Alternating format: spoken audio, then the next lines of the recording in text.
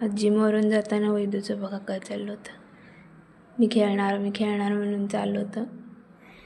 मग म्हटलं असं द्याच खेळून नेऊया, कारण आज आम्ही चाललेलो चालत नाही. आज अजून पप्पा आलेले नव्हते.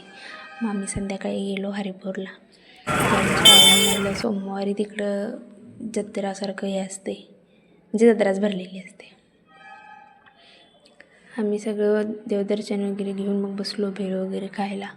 मग चाललं होतं आमचं वेटिंग. हे बघा वैदूचा छोटा पापा, त्याच्यावर लई जीव आहे. मग भेळ आल्यावर आम्ही खाल्ली भेळ. तिथून हे बघा रॅली चाललेली महादेवांची, मोठीच्या मोठी चालू होती. आणि ते पण रात्री 10 वाजता चाललेली ही रॅली.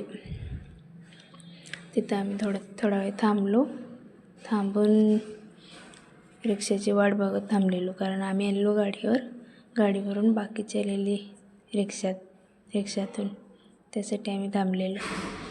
मग रॅली थोडा वेळ बघितली. रॅली बघून झाल्यावर मग आम्ही सगळेजण ॲडजस्ट करून गाडीवरूनच घरी गेलो.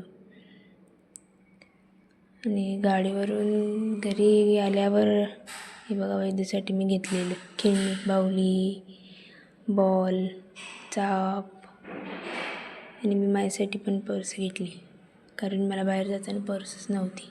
कुठे जाताना काहीच पाणी वगैरे